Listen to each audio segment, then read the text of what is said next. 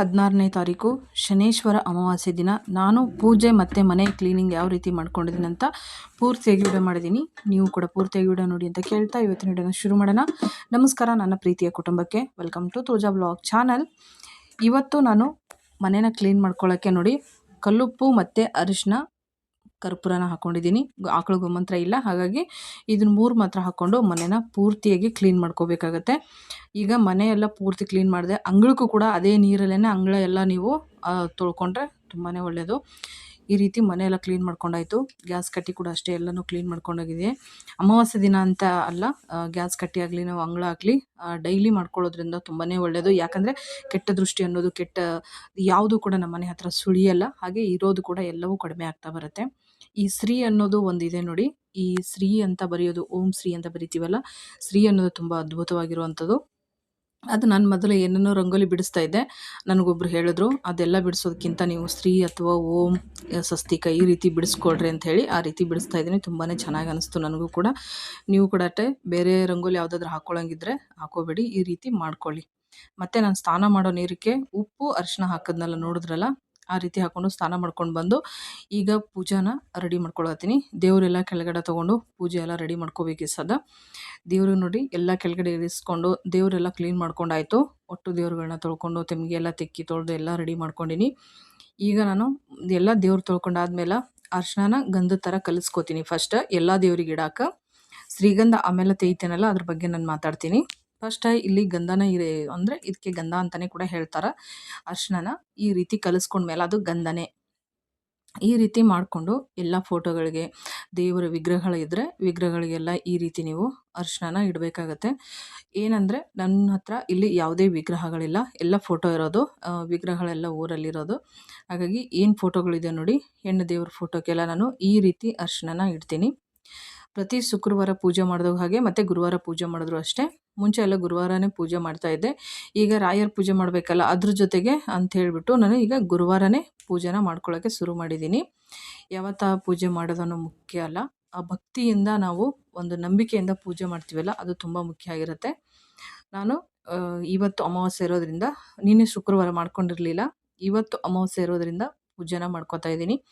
ನೀವು ಕೂಡ ಅಷ್ಟೇ ಅಮಾವಾಸ್ಯೆ ದಿನ ಶುಕ್ರವಾರ ಅಥವಾ ನಿಮ್ಮ ಮನೆಯ ದೇವರ ವಾರದ ದಿನ ಪೂಜೆ ಮಾಡ್ತೀರ ಅಂದರೆ ಎಲ್ಲನೂ ಕ್ಲೀನ್ ಮಾಡಿಕೊಂಡು ಅದನ್ನು ಸ್ವಚ್ಛಗೊಳಿಸಿ ಮತ್ತು ಸ್ನಾನದ ನೀರಿಗೆ ಆ ರೀತಿ ಮಾಡ್ಕೊಳ್ಳೋದ್ರಿಂದ ನಿಮಗೆ ಏನೇ ಒಂದು ಕಷ್ಟ ಇದ್ದರೂ ಮತ್ತು ಮೈಯಲ್ಲಿ ಯಾವುದೇ ರೋಗ ಇದ್ರೂ ಮತ್ತು ಮೈಗೆ ಸೊಗಸಿಲ್ಲ, ಮನಸ್ಸು ಸರಿ ಇಲ್ಲ ಅನ್ನೋರು ಕೂಡ ಈ ರೀತಿನ ಮಾಡ್ಕೋಬೋದು. ಈ ರೀತಿ ನಾವು ಪೂಜೆ ಮಾಡೋದ್ರಿಂದ ಮನಸ್ಸಿಗೆ ತುಂಬ ಶಾಂತಿ ಕೊಡುತ್ತೆ, ನೆಮ್ಮದಿ ಅನಿಸುತ್ತೆ. ಮನೆಯಲ್ಲಿ ಕೂಡ ಅಷ್ಟೇ ತುಂಬ ಪ್ರಶಾಂತವಾಗಿದೆ ಅನಿಸುತ್ತೆ ಮನೆಯೂ ಕೂಡ. ಈ ರೀತಿ ಮಾಡ್ಕೊಳ್ಳಿ ನೀವು. ನಾನು ಹಾಗೆ ಶುಕ್ರವಾರ, ಮಂಗಳವಾರ, ಅಮಾವಾಸ್ಯೆ, ಹುಣ್ಣಿಮೆ ದಿನ ಈ ರೀತಿ ಮಾಡ್ಕೋತೀನಿ. ಮಂಗಳವಾರ ಜಾಸ್ತಿ ಇಲ್ಲ, ಶುಕ್ರವಾರ, ಗುರುವಾರ ಪೂಜೆ ಮಾಡಬೇಕಾದ್ರೆ ದೇವ್ರನ್ನೆಲ್ಲ ತೆಗೆದು ಈ ರೀತಿ ಎಲ್ಲ ತೊಳೆದು ರೆಡಿ ಮಾಡ್ಕೋತೀವಿ. ನನಗೆ ಲಕ್ಷ್ಮಿಗೆ ಅಲಂಕಾರ ಮಾಡೋದಂದರೆ ತುಂಬಾ ಇಷ್ಟ. ಲಕ್ಷ್ಮಿ ಫೋಟೋ ನಿಮ್ಮ ಮನೇಲಿ ಏನಿದ್ರೆ ಈ ರೀತಿ ಎಲ್ಲ ಕಡೆನೂ ಕುಂಕುಮ ಅರಿಶಿನ ಇಟ್ಟು ನೀವು ಪೂಜೆನ ಮಾಡಬೇಕಾಗತ್ತೆ. ನಿಮ್ಮ ಇಷ್ಟ. ನನ್ನ ಪೂಜೆ ವಿಧಾನ ಹೀಗೆ ಇರುತ್ತೆ. ಅದನ್ನು ನಿಮ್ಮ ಜೊತೆಗೆ ಶೇರ್ ಮಾಡ್ಕೋತಾ ಇದ್ದೀನಿ. ನಿಮ್ಗೆ ಹೆಂಗೆ ಅನಿಸುತ್ತೋ ನಿಮ್ಮ ಪದ್ಧತಿ ಪ್ರಕಾರ ನೀವು ಮಾಡಿ. ಯಾಕಂದರೆ ನಿಮ್ಮ ಪದ್ಧತಿನ ನಾವು ಮಾಡೋಕ್ಕಾಗಲ್ಲ, ನಮ್ಮ ಪದ್ಧತಿನ ನೀವು ಮಾಡೋಕ್ಕಾಗಲ್ಲ. ನಿಮ್ಮ ಮನೆ ಪದ್ಧತಿ ಹೇಗಿದೆ ಹಾಗೆ ಮಾಡಿ. ಆದರೆ ಅರಿಶಿನ ಕುಂಕುಮ ದೇವ್ರಿಗೆ ಇಡೋದ್ರಲ್ಲಿ ಯಾವುದೇ ಪದ್ಧತಿ ಇರಲ್ಲ. ನೀಟಾಗಿ ಈ ರೀತಿ ಅರಿಶಿನ ಕುಂಕುಮ ಇಟ್ಕೊಂಡು ಮಾಡ್ಬೋದು. ನಮ್ಮ ಮನೆ ದೇವರು ಅಂಬಾಭವಾನಿ, ಇಲ್ಲಿ ನೋಡ್ತಾ ಇರ್ಬೋದು, ತುಳಜಾಪುರ ಅಂಬಾಭವಾನಿ. ಅವ್ರಿಗೆ ಕೂಡ ಅಷ್ಟೇ ನಾನು ಅರಿಶಿನ ಈ ರೀತಿ ಸುತ್ತನ ಇಟ್ಟು ಹಣೆಗೂ ಇಟ್ಟು ಕೂಡ ಅಲ್ಲಿ ಕುಂಕುಮನ ಇಟ್ಟು ಪೂಜೆನ ಮಾಡ್ಕೋತಾ ಇದ್ದೀನಿ. ಏನಂದರೆ ಈ ರೀತಿ ನಾವು ನೆಮ್ಮದಿಯಾಗಿ ಈ ರೀತಿ ಪೂಜೆ ಮಾಡ್ಕೊಳ್ಳೋದ್ರಿಂದ ನಮ್ಮ ಮನೇಲಿ ತುಂಬಾ ಒಂದು ಏನು ಹೇಳ್ತಾರೆ, ತುಂಬ ಒಳ್ಳೇದು ಅನಿಸುತ್ತೆ, ಒಳ್ಳೆ ಫೀಲ್ ಕೊಡುತ್ತೆ ನಮಗೆ. ತುಂಬ ಶಾಂತಿಯಾಗಿದ್ದೀವಿ ಆ ರೀತಿ ಬರುತ್ತೆ. ಮತ್ತು ಈ ಅಶೋಕ ಎಲೆ ಬಗ್ಗೆ ಇನ್ನೂ ಜನಗಳನ್ನ ಕೇಳ್ತಾನೆ ಇದ್ದೀರಾ. ಇದ್ರ ಬಗ್ಗೆ ಹೇಳಬೇಕಂದ್ರೆ ನೋಡಿ, ನೀವು ಇದಕ್ಕೆ ವಾರ ಅಂತ ಏನೂ ಇಲ್ಲ, ಇಂಥ ದಿನನೇ ತರಬೇಕು, ಇವತ್ತೇ ಪೂಜೆ ಮಾಡಬೇಕು ಅಂತ ಏನೂ ಇಲ್ಲ. ನಿಮ್ಮ ಮನಸ್ಸಿಗೆ ಯಾವ ದಿನ ಬರುತ್ತೋ, ನಿಮ್ಗೆ ಯಾವಾಗ ಟೈಮ್ ಅನಿಸುತ್ತೋ ಆವಾಗ, ಆದರೆ ನಂಬಿಕೆ ಇಟ್ಟು ಭಕ್ತಿಯಿಂದ ತೊಗೊಂಬಂದು ಪೂಜಿಸ್ಬೇಕಟ್ಟೆ. ನೀವು ತುಂಬ ಜನ ಕೇಳಿದ್ರೆ ಯಾವ ವಾರ ತೊಗೊಂಬರ್ಬೇಕು, ಯಾವ ದಿನ ಪೂಜೆ ಮಾಡಬೇಕು ಅಂತ ಹೇಳಿಬಿಟ್ಟು, ಮತ್ತು ಯಾವಾಗ ತೆಗಿಬೇಕು ಅಂತ ಹೇಳಿ. ಇದನ್ನ ಯಾವಾಗ ತೆಗಿಬೇಕಂತೂ ಇಲ್ಲ, ಮತ್ತು ಯಾವಾಗ ಈ ಎಲೆಗಳು ತಂದು ಇಡಬೇಕಂತಿಲ್ಲ. ನೀವು ಕೇಳಿದ್ದಕ್ಕಾಗಿ ನಾನು ಭಾನುವಾರ, ಗುರುವಾರ, ಶುಕ್ರವಾರ ಮಾಡ್ಕೊಳ್ಳಿ ಅಂತ ಹೇಳಿದ್ದೆ. ನಿಜ ಹೇಳಬೇಕು ಅಂದರೆ ಇದಕ್ಕೆ ವಾರ ಅನ್ನೋದೇ ಇಲ್ಲ. ನೀವು ಯಾವಾಗ ಬೇಕಾದರೂ ತೊಗೊಂಬಂದು ಇಡ್ಬೋದು.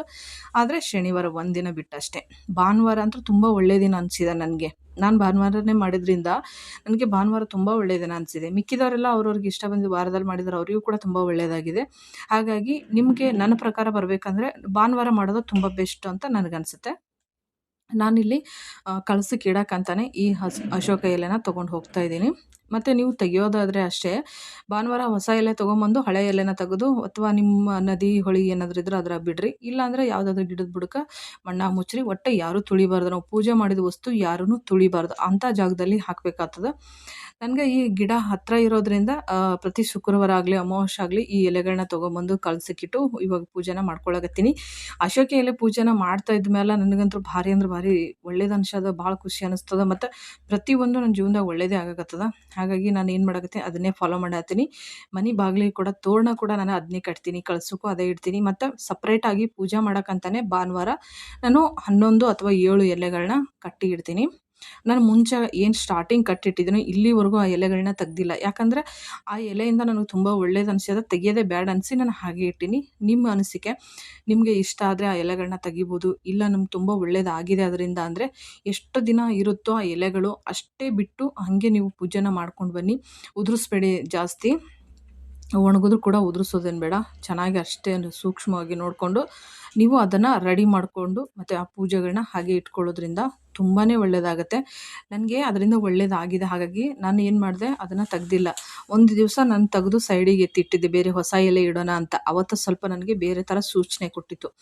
ಹಾಗಾಗಿ ನಾನು ಏನು ಮಾಡಿದೆ, ವಾಪಸ್ಸು ಅದೇ ಎಲೆನೇ ಇಟ್ಟು ಪೂಜೆನ ಮಾಡ್ಕೊಂಡಿದ್ದೀನಿ. ನಾನು ಅದನ್ನು ಎಸೆದಿಲ್ಲ. ಹಾಗಾಗಿ ನಿಮಗೂ ಕೂಡ ಅಷ್ಟೇ, ನಿಮ್ಗೇನಾದರೂ ಆ ಎಲೆಯಿಂದ ಇಟ್ಟು ಪೂಜೆ ಮಾಡಿದ್ಮೇಲೆ ಒಳ್ಳೆಯದು ಅಂತ ಅನಿಸಿದ್ರೆ ಖಂಡಿತ ಆ ಎಲೆನ ನೀವು ತೆಗಿಬೇಡಿ, ಹಾಗೇ ಇರಲಿ. ಅಥವಾ ನಮ್ಗೆ ಇನ್ನೂ ಅಷ್ಟು ಸರಿ ಬಂದಿಲ್ಲ ಅನ್ನೋರಾದರೆ ಆ ಎಲೆನ ತೆಗೆದು ಮತ್ತೆ ಭಾನುವಾರ ಹೊಸ ಎಲೆ ತೊಗೊಂಬಂದು ಭಕ್ತಿಯಿಂದ ಒಂದು ಸಾಯಂಕಾಲ ನೀವು ದೀಪ ಹಚ್ತಿರಲ್ಲ ಆ ಟೈಮಲ್ಲಿ ಕೂಡ ಅದನ್ನು ಮಾಡ್ಕೋಬೋದು ನೀವು. ಈಗ ನಾನು ಕಳಸ ಎಲ್ಲ ರೆಡಿ ಮಾಡ್ಕೋತಾ ಇದ್ದೀನಿ. ನೀವು ನೋಡ್ಬೋದು ಪೂಜೆದು ಈ ರೀತಿನ ಮಾಡ್ಕೋತೀನಿ. ಇನ್ನು ಮತ್ತು ವ್ಯಾಪಾರ ಉದ್ಯೋಗ ಮಾಡೋರಿಗೆ ಮತ್ತು ಅಂಗಡಿಗಳಲ್ಲಿ ಪೂಜೆ ಎಲ್ಲ ಮಾಡೋರವ್ರಿಗೆ ಈ ರೀತಿ ನೀವು ಕಳಸ ಇಡ್ತೀರಂದರೆ ಆ ಕಳಸಕ್ಕೆ ಈ ಎಲೆನ ಇಟ್ಟು ಪೂಜೆ ಮಾಡಿ. ಅಥವಾ ಇಡಲ್ಲ ಅನ್ನೋರಾದರೆ ನಿಮ್ಗೆ ವ್ಯಾಪಾರ ಉದ್ಯೋಗ ಚೆನ್ನಾಗಾಗಬೇಕು, ಯಾವುದೇ ಕೆಟ್ಟ ದೃಷ್ಟಿ ಬೀಳಬಾರ್ದು ಅನ್ನೋರು 7 ಅಥವಾ 11 ಎಲೆಗಳನ್ನ ತೊಗೊಂಡು ಬನ್ನಿ. ಈ ರೀತಿ ಅರಿಶಿನ ಕುಂಕುಮನ ಇಟ್ಟು ಜೋಡಿಸಿ ದಾರದಲ್ಲಿ ಕಟ್ಟಿ, ನೀವೇನೋ ಒಂದು ಫೋಟೋ ಇಟ್ಟು ಪೂಜೆ ಮಾಡ್ತಿರಲ್ಲ ಅಂಗಡಿಗಳಲ್ಲಿ, ಅಲ್ಲಿ ಇಟ್ಟು ನೀವು ಭಕ್ತಿಯಿಂದ ಇಟ್ಟು ಒಂದು ಕೈ ಮುಗಿದು ದೇವರಲ್ಲಿ ಕೇಳ್ಕೊಳ್ರಿ. ನಮ್ಮ ಕಷ್ಟ ಎಲ್ಲ ಪರಿಹಾರ ಆಗಲಿ, ಏನೇ ಕೆಟ್ಟ ದೃಷ್ಟಿ ಇರಲಿ, ಯಾರೇ ಏನೇ ಮಾಡಲಿ, ವ್ಯಾಪಾರ ಉದ್ಯೋಗ ಆಗಬಾರ್ದು ಅಂತ ಹೇಳಿಬಿಟ್ಟು ಇದು ಕೆಟ್ಟದ್ದೆಲ್ಲ ಮಾಡ್ತಾ ಇರ್ತಾರಲ್ಲ ಅಂಥದ್ದು ಕೂಡ ಅದು ಎಲ್ಲವೂ ಕೂಡ ಪರಿಹಾರ ಆಗ್ತದೆ. ಹಾಗಾಗಿ ನೀವು ಅಂಗಡಿಗಳಲ್ಲಿ ಕೂಡ ಈ ರೀತಿ ನೀವು ಇಟ್ಕೊಂಡು ಪೂಜೆಗಳನ್ನ ಮಾಡ್ಕೋಬೋದು. ಇವರೇ ಮಾಡಬೇಕು ಅವರೇ ಮಾಡಬೇಕಂತೇನಿಲ್ಲ. ಯಾರು ಬೇಕಾದರೂ ಯಾರ ಹೆಸರಲ್ಲಿ ಬೇಕಾದರೂ ಈ ಪೂಜೆನ ಮಾಡ್ಬೋದು. ಏನಂದರೆ ನಿಮ್ಮ ಅನಿಸಿಕೆ, ನಿಮ್ಮ ಆಸೆ, ನಿಮ್ದು ಏನು ಇದೆ ನೋಡಿ ಒಂದು ಮನಸ್ಸಿನ ಆಸೆ ಏನಂದರೆ ಇವಾಗ ನಮಗೆ ಹಣಕಾಸಿನ ಸಮಸ್ಯೆ ಇದೆ, ಪರಿಹಾರ ಆಗಲಿ ಅನ್ನೋರು ಆ ರೀತಿ ಒಂದು ಎಲೆನ ಇಟ್ಟು ಪೂಜೆನ ಮಾಡ್ಕೊಳ್ರಿ. ಅಥವಾ ಮಕ್ಕಳ ವಿದ್ಯಾಭ್ಯಾಸಕ್ಕಾಗಿ, ಅಥವಾ ನಿಮ್ಮ ಸುಖಕರ ಜೀವನ, ಗಂಡ ಹೆಂಡತಿ ಚೆನ್ನಾಗಿರಬೇಕು, ಏನೋ ಸ್ವಲ್ಪ ಕಿರಿಕಿ ನಡೀತಾ ಇದೆ, ಅಥವಾ ಬೇರೆ ಯಾರಾದರೂ ನಿಮ್ಗೆ ಏನಾದರೂ ಮಾಡಿದ್ದಾರೆ ಸಂಬಂಧಗಳಲ್ಲಿ ಚೆನ್ನಾಗಿರಬಾರ್ದು ಅಂತ, ಆ ರೀತಿ ಏನಾದರೂ ಇದ್ದರೆ ಆ ಎಲೆನ ಇಟ್ಟು ನೀವು ಅದನ್ನು ಎಲೆ ಹತ್ರ ನೀವು ಬೇಡ್ಕೋಬೇಕು. ತೊಗೊಂಡು ಬರಬೇಕಾದ್ರೂ ಅದನ್ನೇ ಕೇಳ್ಕೊಂಡು ತೊಗೊಂಬನ್ನಿ. ಮನೇಲಿ ಇಟ್ಟು ಪೂಜೆ ಮಾಡಬೇಕಾದ್ರೂ ಕೂಡ ಅದನ್ನೇ ಇಟ್ಟು ಕೇಳಿಕೊಂಡು ಪೂಜೆ ಮಾಡಿ. ನಮ್ಗೆ ಯಾರೇ ಏನೇ ಕೆಟ್ಟದ್ದು ಬಯಸಿದ್ರು ಕೂಡ ವಾಪಸ್ ಅವ್ರಿಗೆ ಹೋಗಲಿ, ನಮಗೆ ಎಲ್ಲವನ್ನೂ ಕೂಡ ಒಳ್ಳೇದಾಗ್ತಾ ಬರಲಿ, ನಿನ್ನನ್ನೇ ನಂಬಿದ್ದೀನಿ, ಎಲ್ಲವನ್ನೂ ನೀನೇ ಸರಿ ಮಾಡು ಅಂತ ಹೇಳಿಬಿಟ್ಟು ಅಶೋಕ ಎಲೆಗೆ ಒಂದು ಕೈ ಮುಗಿದು ಕುಂಕುಮ ಅರಿಶಿನ ಇಟ್ಟು ನೀವು ಪ್ರತಿದಿನವೂ ಗಂಧದ ಕಡ್ಡಿ ಬೆಳಗ್ತಾ ಅಥವಾ ನೀವು ಧೂಪವನ್ನು ಹಾಕ್ಕೊಂಡು ಬಂದರೆ ಇಡೀ ನಿಮ್ಮ ಜೀವನ ಒಂದು ಕಷ್ಟ ಅನ್ನೋದು ಎಲ್ಲ ಕಳೀತದೆ. ಮತ್ತು ಯಾವುದೇ ಗಂಡ ಹೆಂಡತಿ ಸಮಸ್ಯೆ ಇದ್ದರೂ ಕೂಡ ಅದು ಪರಿಹಾರ ಆಗ್ತದೆ. ತುಂಬ ಜನ ಮಕ್ಕಳಿಲ್ಲ ಈ ಥರದ್ದೆಲ್ಲ ಕೇಳ್ತಾ ಇದ್ರಿ. ನೋಡಿ, ನನ್ನ ಪ್ರಕಾರ ತುಂಬ ಒಳ್ಳೆ ಬೆಸ್ಟ್ ಅನಿಸಿದೆ ನನಗೆ ಅಶೋಕ ಎಲೆ. ನಿಮಗೆ ನಂಬಿಕೆ ಇದ್ದರೆ ನೋಡಿ ಈ ಎಲೆ ಪೂಜೆನ ಮಾಡಿ. ನಿಮ್ಮ ಅದೃಷ್ಟ, ದೇವರ ಆಶೀರ್ವಾದ ಇದ್ದರೆ ಖಂಡಿತ ನಿಮಗೂ ಕೂಡ ಒಳ್ಳೆಯದಾಗುತ್ತೆ ಅಂತ ನಾನು ಅನ್ಕೋತೀನಿ. ಇಲ್ಲಿ ನೀವು ಪರಮೇಶ್ವರ ಮೇಲೆ ಒಂದು ಚಿಕ್ಕದಾಗಿ ಎಲೆ ಕಾಣ್ತಾ ಇದೆ ಅಂತ ಅನಿಸುತ್ತೆ ನಿಮಗೆ. ಅಲ್ಲೇ ನಾನು ಇಟ್ಟಿದ್ದೀನಿ, ಎದುರುಗಡೆ ಇಡೋದು ಬೇಡ ಅಂತೇಳಿ ಫೋಟೋದ ಹಿಂದುಗಡೆ ನಾನು ಇಟ್ಟಿದ್ದೀನಿ. 5 ಎಲೆನ 7 ಎಲೆ ಕಟ್ಟಿ ಆ ಫೋಟೋದ ಹಿಂದುಗಡೆ ಜೋಡಿಸಿ ಇಟ್ಟಿದ್ದೀನಿ, ತುಂಬ ಹರಡೋದು ಬೇಡ ಅಂಥೇಳಿ. ನೀಟಾಗಿ ದಾರದಲ್ಲಿ ಜೋಡಿಸಿ ಸುತ್ತಿ ನಾನು ಅಲ್ಲಿ ಇಟ್ಟಿದ್ದೀನಿ. ಹಾಗೆ ನೀವು ಕೂಡ ಮಾಡ್ಕೋಬೇಕಾಗುತ್ತೆ. ದೇವ್ರ ಮನೇಲೇ ಇಡಬೇಕು, ಅಲ್ಲಿ ಇಡ್ತೀನಿ, ಶೋಕೇಸಲ್ಲಿ ಇಟ್ಟರೆ ಆಗುತ್ತಾ ಅಥವಾ ಬೇರೆ ಎಲ್ಲಾದರೂ ಇಟ್ಟರೆ ಆಗುತ್ತಾ ಅಂತ ತುಂಬ ಜನ ಕೇಳಿದ್ರಿ. ಶೋಕೇಸಲ್ಲೆಲ್ಲ ಇಡಬೇಡಿ, ಅಲ್ಲಿ ಇಲ್ಲಿ ಎಲ್ಲ ಇಡಬೇಡಿ. ದೇವರು ಮನೆಯಲ್ಲೇ ಇಡಬೇಕು. ಪ್ರತಿದಿನ ಅದಕ್ಕೆ ಪೂಜೆ ಮಾಡಲೇಬೇಕು. ನಾವು ಗಂಧದ ಕಡ್ಡಿ ಬೆಳಗಬೇಕು ಪ್ರತಿದಿನ, ಮತ್ತು ಧೂಪವನ್ನು ಹಾಕಬೇಕು. ತುಂಬಾ ಒಳ್ಳೆಯದಾಗ್ತಾ ಬರುತ್ತೆ. ನಾನು ಹೇಳ್ತೀನಲ್ಲ, ಇದು ಪೂಜೆ ಮಾಡೋದ್ರಿಂದ ನನ್ನ ಮನೆಗೆ ಆಗಿರೋದು ತುಂಬ ಒಳ್ಳೆಯದಾಗಿದೆ. ಹಾಗಾಗಿ ಪದೇ ಪದೇ ನಾನು ಈ ಅಶೋಕ ಎಲೆ ಬಗ್ಗೆ ಮಾತಾಡ್ತಾ ಇದ್ದೀನಿ. ಎಲ್ಲರಿಗೂ ಕೂಡ ಒಳ್ಳೆಯದಾಗಬೇಕು ಅನ್ನೋದೇ ನನ್ನ ಉದ್ದೇಶ. ಯಾಕಂದರೆ ತುಂಬ ಜನ ಕಷ್ಟದಲ್ಲಿರ್ತಾರೆ, ಹೇಳ್ಕೊಳಕ್ಕಾಗಲ್ಲ. ಹಾಗಾಗಿ ಈ ರೀತಿ ನೀವು ಯಾರನ್ನ ಕೇಳೋದು, ಎಲ್ಲಿ ಹೋಗೋದು, ಏನು ಮಾಡೋದು ಅಂತ ಒದ್ದಾಡ್ತಾರವರು ಈ ರೀತಿ ಮಾಡ್ಕೊಂಡು ಬನ್ನಿ. ಈ ಅಶೋಕ ಪೂಜೆದ ಜೊತೆಗೆ ಮತ್ತು ಡೈಲಿ ನೀವು ಈ ಧೂಪನ ಹಾಕೋದನ್ನು ರೂಢಿ ಮಾಡ್ಕೊಳ್ರಿ. ಎಷ್ಟೇ ಕೆಲಸ ಇರಲಿ, ಸಾಯಂಕಾಲ ಅಥವಾ ಬೆಳಗ್ಗೆ ಒನ್ ಟೈಮ್ ಆದರೂ ಈ ಧೂಪನ ಮನೆಯಲ್ಲಿ ನೀವು ಹಾಕೋದನ್ನು ರೂಢಿ ಮಾಡ್ಕೋಬೇಕು. ಏನೇ ತೊಂದರೆ ಇದ್ದರೂ ಕೂಡ ಇದನ್ನು ನಮಗೆ ಪರಿಹಾರ ಖಂಡಿತ ಮಾಡುತ್ತೆ. ಮತ್ತು ಏನಂದರೆ, ನೀವು ಸಾಯಂಕಾಲ ಬೆಳಗ್ಗೆ ಆದರೂ ಮಾಡ್ಕೊಳ್ಳಿ, ಅಥವಾ 2 ಟೈಮ್ ಆದರೂ ಹಾಕಿರಿ. ನಾನಂತೂ 2 ಟೈಮ್ ಹಾಕ್ತೀನಿ. ಹೇಳ್ತೀನಲ್ಲ, ನಾನು ಏನೆಲ್ಲ ಇದು ಮಾಡ್ಕೊಂಡು ಬಂದಿದ್ದೀನಿ ಎಲ್ಲದರಿಂದ ನನಗೆ ತುಂಬಾ ಒಳ್ಳೆಯದಾಗಿದೆ. ಅದಕ್ಕೋಸ್ಕರ ಧೂಪವನ್ನು ಇದೇ ರೀತಿ ಹಾಕಬೇಕು. ನೀವು ಮನೆ ಮೂಲೆಯೂ ಕೂಡ ಈ ಧೂಪವನ್ನು ಹೊಗೆನ ತೋರಿಸ್ಬೇಕಾಗತ್ತೆ. ಮೊದಲೇ ಮೂಲೆಯಲ್ಲೇ ಇರೋದು ಎಲ್ಲವನ್ನು ಕೂಡ ನಕಾರಾತ್ಮಕ ಏನು ಶಕ್ತಿ ಅಂತ ಹೇಳ್ತಾರಲ್ಲ, ನೆಗೆಟಿವ್ ಎನರ್ಜಿ, ಅದನ್ನೆಲ್ಲವೂ ಕೂಡ ಮೂಲೆಯಲ್ಲೇ ಸೇರ್ಕೊಂಡಿರುತ್ತೆ ಅಂತ ಹೇಳ್ತಾರೆ ಹಿರಿಯರು. ಹಾಗಾಗಿ ನಾವು ಮೂಲೆಯಲ್ಲಿ ಈ ಧೂಪವನ್ನು ಹಾಕ್ತಾ ಬಂದರೆ ಇದರ ವಾಸನೆಗೆ ಯಾವುದೇ ಕೆಟ್ಟ ದೃಷ್ಟಿ ಇದ್ದರೂ ಕೂಡ ಇರಲ್ಲ. ಎಲ್ಲವನ್ನು ಕೂಡ ಅದು ಮನೆಯಿಂದ ತೊಲಗುತ್ತೆ ಅಂತಲೇ ಹೇಳ್ಬೋದು. ನೀವು ಕೂಡ ಹೀಗೆ ಮಾಡ್ತೀರಾ ಅಂತ ಅಂದ್ಕೊಂಡಿದ್ದೀನಿ. ಯಾಕಂದರೆ ನಿಮ್ಮ ಒಳ್ಳೆಯದಕ್ಕೋಸ್ಕರ ಈ ಎಲ್ಲ ವಿಡಿಯೋಗಳನ್ನ ಮಾಡಿ ನಾನು ಹಾಕ್ತಾಯಿದ್ದೀನಿ. ಬ್ಲಾಗ್ ಮಾಡೋದೇ ಬಿಟ್ಬಿಟ್ಟಿದ್ದೀನಿ. ಎಲ್ಲರಿಗೂ ಒಳ್ಳೆಯದಾಗಲಿ, ನನ್ನ ಕಷ್ಟ ಪರಿಹಾರ ಆಗಿದೆ ಅಂದರೆ ನನಗೆ ತುಂಬಾ ಖುಷಿ ಇದೆ. ಅದ್ರ ಪ್ರಕಾರನೇ ನಿಮ್ಮ ಕಷ್ಟಗಳು ಕೂಡ ಪರಿಹಾರ ಆಗಲಿ ಅನ್ನೋದೇ ನನ್ನ ಉದ್ದೇಶ. ಮತ್ತು ಇದು ಒಂದೇ ದಿನ ಅಂತಲ್ಲ, ನಾನು ಈ ಅಮಾವಾಸ್ಯೆ ಅಂತ ಅಲ್ಲ, ನಾನು ಹೇಳಿದ್ನಲ್ಲ, ಪ್ರತಿ ಶುಕ್ರವಾರ ಮತ್ತು ಅಮಾವಾಸ್ಯೆ ಹುಣ್ಣಿಮೆ ಟೈಮಲ್ಲಿ ಯಾವಾಗಲೂ ಕೂಡ ನನ್ನ ಪೂಜೆ ಇದೇ ರೀತಿ ಇರುತ್ತೆ. ಯಾವುದೂ ಚೇಂಜಸ್ ಮಾಡ್ಕೊಳ್ಳಲ್ಲ. ಮತ್ತು ನಮ್ಮ ತಿಂಗಳ ಟೈಮಲ್ಲಿ ಮಾತ್ರ ನಾವು 7 ದಿನ ಅಥವಾ 5 ದಿನ ದೇವ್ರ ಪೂಜೆ ಸನಿಯಕ್ಕೆ ಹೋಗಲ್ಲ, ದೀಪ ಕೂಡ ಹಚ್ಚಲ್ಲ ನಾವು. ಮತ್ತು ಬೇರೆದವ್ರು ಮಾಡ್ಬೋದು, ಹೆಣ್ಮಕ್ಳು ಬಿಟ್ಟು ಅಂತ ಅಂದ್ಕೊಂಡ್ರೆ ನೀವು ಅನ್ನೋದಾದರೆ, ಇಲ್ಲ, ನಾವು ಆ ರೀತಿ ಮಾಡೋದೇ ಇಲ್ಲ. ಒಂದು 5 ದಿನ ಹಾಗೆ ಬಿಟ್ಬಿಡ್ತೀವಿ. ಅದಾದಮೇಲೆ ನೀವು ಇಲ್ಲಿ ನೋಡ್ತಾ ಇರ್ಬೋದು, 5 ಲವಂಗ ಮತ್ತು 5 ಕರ್ಪೂರನ ತೊಗೊಂಡಿದ್ದೀನಿ. ಮತ್ತು ಸಾಸಿವೆ, ಎಕ್ಕದ ಕಟ್ಟಿಗೆನ ತೊಗೊಂಡಿದ್ದೀನಿ. ಕಡ್ಡಿಗಳು ಮುರಿದು ಈ ರೀತಿ ತುಣುಕು ಮಾಡ್ಕೊಂಡಿದ್ದೀನಿ. ನಾನು ತುಂಬ ಈ ವರ್ಷಗಳಿಂದ ಈ ಪದ್ಧತಿನ ಮಾಡ್ಕೊಂಡು ಬಂದಿದ್ದೀನಿ. ನನಗೆ ಲವಂಗ ಹಾಕೋದು ಇತ್ತೀಚೆಗೆ ಗೊತ್ತಾಗಿರೋದು. ಸಾಸಿವೆ, ಲವಂಗ, ಮೊದಲು ನಾನು ಕರ್ಪೂರ, ಬೇವಿನ ಸೊಪ್ಪು ಮತ್ತು ಎಕ್ಕದ ಎಲೆನ ಹಾಕಿ ಧೂಪನ ಹಾಕ್ತಾಯಿದ್ದೆ. ಅಂದರೆ ಈ ರೀತಿ ನಾನು ಕರ್ಪೂರನ ಬೆಳಗ್ತಾಯಿದ್ದೆ. ಕರಿಬೇವಿನ ಸೊಪ್ಪು ಎಲೆ ಕೂಡ ಹಾಕಬೇಕು, ಆದರೆ ನನಗೆ ಇವತ್ತು ಸಿಕ್ಕಿಲ್ಲ. ಹಾಗಾಗಿ ನಾನು ಇಷ್ಟೇ ಮಾಡ್ಕೋತಾ ಇದ್ದೀನಿ. ಕರಿಬೇವಿನ ಎಲೆ ಸಿಕ್ಕರೆ ಖಂಡಿತ ಇದ್ರ ಜೊತೆಗೆ ಹಾಕಿ ಒಣಗಿಸಿಟ್ಕೊಳ್ರಿ ಕರಿಬೇವಿನ ಎಲೆ.